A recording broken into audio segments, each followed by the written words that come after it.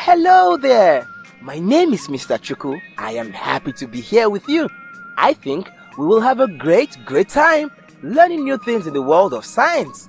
Are you happy to be here too? That's fantastic!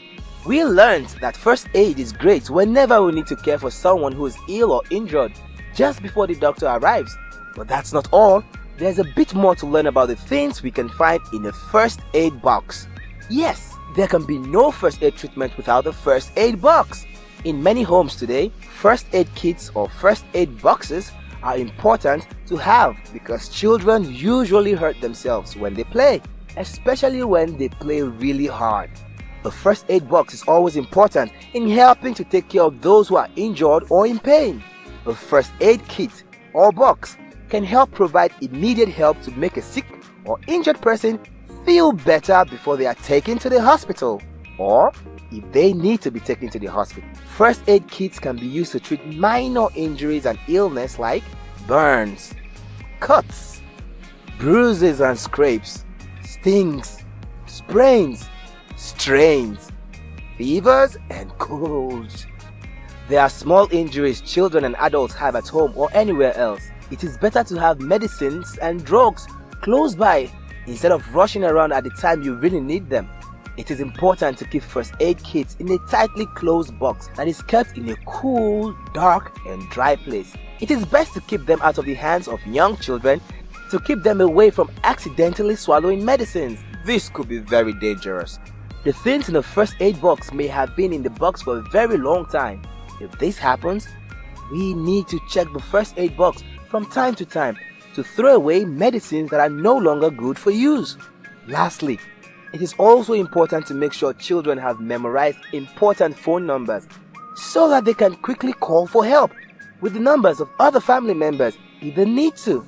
These are some of the things you will find in a first aid box. A first aid manual that teaches you more about first aid and how to use the things in the first aid kit.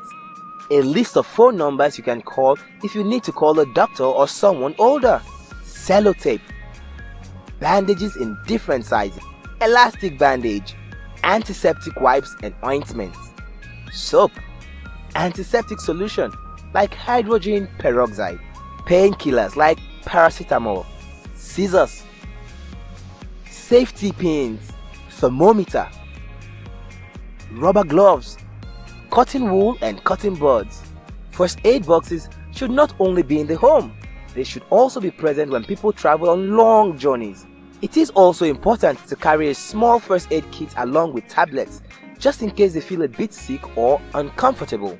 And that's how much we will learn today. Now, let us remind ourselves some important things we learned in the lesson. A. A first aid box is always important in helping to take care of those who are injured or in pain. B. A first aid kit can help provide immediate help to make a sick or injured person feel better before they are taken to the hospital. C. First aid kits can be used to treat minor injuries like burns, cuts, bruises and scrapes. D. It is important to keep first aid kits in a tightly closed box that is kept in a cool, dark and dry place. E. First aid boxes should also be present when people travel on long journeys. Amazing! We've learned so much about first aid kits and the things inside them. But just before you go, let me ask you some questions about the lesson. They will help you remember things even more. 1. What would you need if you want to give quick help to someone who's injured or ill? Exactly! You're right!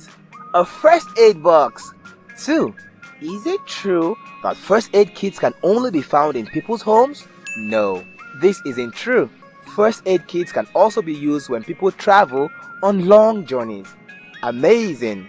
It was so much fun to learn about the things we can find in a first aid box. In our next lesson, we will learn more interesting things. Until then, bye!